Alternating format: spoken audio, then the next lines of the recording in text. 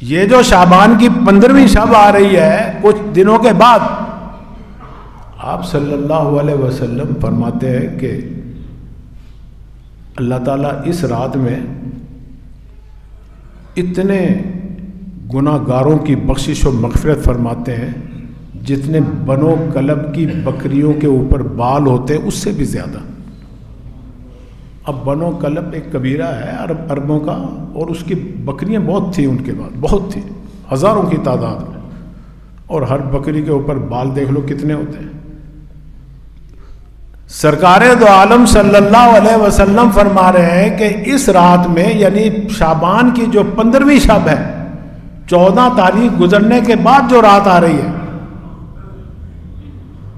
اس رات میں اللہ تعالیٰ غروب آفتاب سے ہی آسمان دنیا پر نزول فرماتے ہیں اپنی شان کے مطابق۔ ویسے تو اللہ تعالیٰ ہر رات کو ندا دلواتے ہیں فرشتوں کے ذریعے، آخری رات میں، رات کے آخری حصے میں، تہجد کے وقت، اسی لیے وہ وقت بڑا قیمتی ہے۔ سارا سال جو ہے ندا دیتے ہیں فرشتے اللہ کی طرف سے، ہے کوئی بخشش چاہنے والا، ہے کوئی مغفرت چاہنے والا، ہے کوئی رزق چاہنے والا۔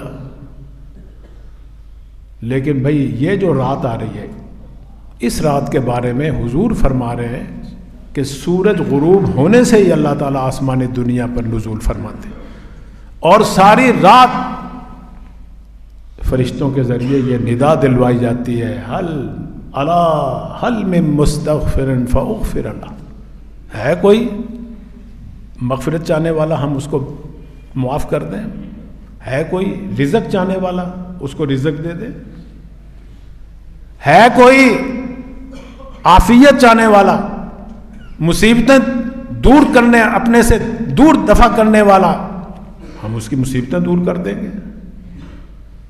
بڑے اہم فیصلے ہو رہے ہیں اس رات میں، خود اللہ تعالیٰ اس میں بھی فرما رہے ہیں، فرمایا کہ فیہا یفرق کل امر حکیم، اللہ کی طرف سے ہر اہم فیصلے، وہ بعضوں نے لکھا ہے کہ عمر کے فیصلے، زندگی کے فیصلے ہوتے ہیں، بیماری اور تندرستی کے فیصلے ہوتے ہیں، عزت اور ذلت کے فیصلے ہوتے ہیں اس رات کے اندر، پورا بجٹ بنایا جاتا ہے، ہر انسان کا پورا سال کا بجٹ پھر وہ فرشتوں کے سپرد کیا جاتا ہے۔ تو بھئی اب اگر چاہتے ہیں آپ ہمارے رزق میں برکت ہو، ہماری بخشش و مغفرت ہو، اللہ ہمیں عزت دے، صحت تندرستی دے، پریشانیوں سے نجات دے، تو رات ہمارے لیے بہت بڑی اللہ کی نعمت ہے یہ جو آ رہی ہے۔ اور پھر پورے اس یقین سے ہی تم اگر اس رات کو عبادت کرو گے، اللہ تعالیٰ وہی معاملہ کرے گا۔ ویسے تو کسی نے خوب کہا نا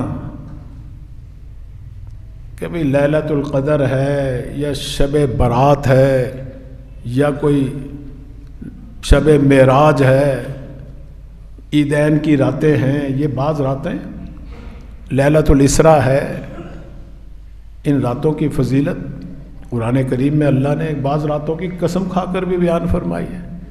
ذی الحجہ کی پہلی 10 راتیں ہیں، محرم الحرام کا پہلا عشرہ ہے، عاشورہ کا روزہ ہے، یہ لیکن بعض جگہ اللہ تعالیٰ نے مطلق رات کی قسم کھائی ہے، مطلق رات کی، فرمایا کہ واللیل اذا یغشا والنہار اذا تجلی، قسم اسی کی کھاتے ہیں اللہ تعالیٰ جو چیز اہم ہوتی ہے ہمارے اور آپ کو اس کی اہمیت بتانے کے لیے، فرمایا کہ والضحیٰ واللیل اذا سجا، مطلق رات کی قسم۔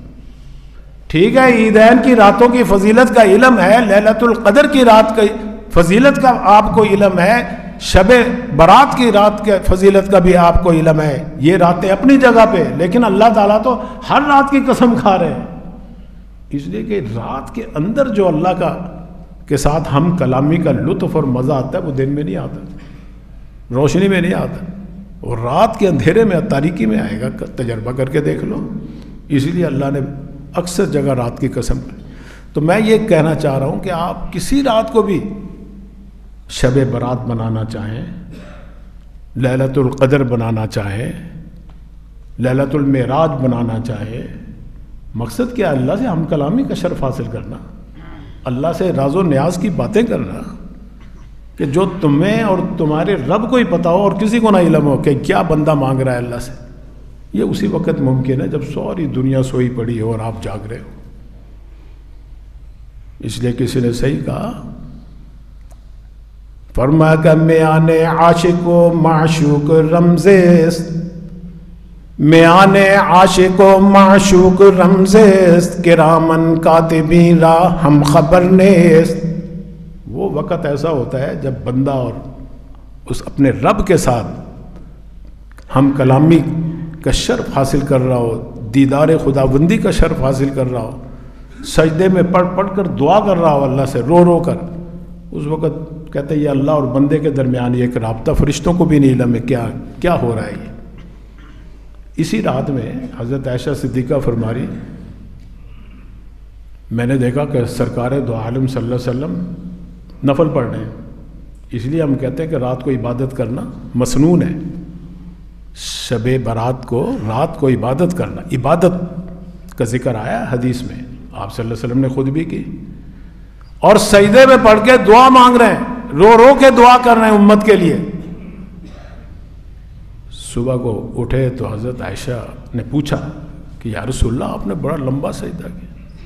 تو پھر آپ نے بتایا کہ میں بخشش و مغفرت کی دعا کر رہا تھا امت کے لیے، پریشانیاں دور ہونے کی دعا کر رہا تھا، ہدایت کی دعا مانگ رہا تھا. عائشہ تم بھی دعا مانگو، یہ مجھے جبرائیل نے دعا سکھائی ہے. تو یہ رات بھی مانگنے والی رات ہے، عبادت کرنے والی رات ہے. لیکن کوئی خاص عبادت نہیں جیسے بعض لوگوں کے اندر مشہور ہے کہ اتنے نفل پڑھو، فلاں فلاں صورتیں پڑھو. کوئی متعین نہیں ہے اس رات کے. اپنی خوش دلی سے، خشوع خضوع سے، توجہ اللہ سے جتنی بھی عبادت ہو سکے. ساری رات جاگنا بھی ضروری نہیں. تو احادیث سے ایک تو اس رات کو عبادت مسنون ہے، اور بھی دوسرا صبح کا روزہ بھی رکھا جا سکتا ہے. لیکن روزہ رکھنے کی اتنی تاکید نہیں آئی جتنی رات کو جاگنے کی تاکید آئی. ہاں کسی کی ویسے یہ آیا کہ سارے شعبان میں روزہ رکھو آپ، اور خصوصاً پہلے 15 دنوں میں روزہ رکھو تو شعبان کے روزوں کا بڑا ثواب ہے. مشق بھی ہوتی ہے، اس نیت سے رکھو کہ ہم رمضان کے روزوں میں بھی پورے اترے، اللہ تعالی ہمیں طاقت دے دے، مشق ہو جائے ہماری، ریہرسل ہو جائے ہماری. رات کو اس نیت سے ہی جاگو اور صبح کو اس نیت سے ہی روزہ رکھو تو زیادہ ثواب ہوگا آپ کو کہ رمضان کے استقبال کی تیاری کر رہے ہیں. رمضان کو ابھی 15 دن باقی ہیں، لیکن یہ مومن، یہ مسلمان، اس کا دل متوجہ ہے رمضان کی طرف، اللہ کے مہینے کی طرف. تو اللہ تعالیٰ اس کے طفیل، اس کی برکت سے ہمیں رمضان کی نعمتوں سے سرفراز فرمائے گا. ہمارا عافیت سے مہینہ گزر جائے گا. اس کے علاوہ اس مہینے میں باقی جتنی چیزیں ہیں سب خرافات میں شامل ہیں، بدعات میں شامل ہیں، رسومات میں شامل ہیں. جتنی چیزیں آپ دیکھیں گے 2-3 چیزیں بس. ایک تو رات کو جاگنا ہی 15ویں شب کو، صبح کا روزہ رکھنا کسی حد تک جائز ہے. کسی کی عادت ہے نا ایام 20 کے روزے رکھتا ہے، وہ ضرور رکھے.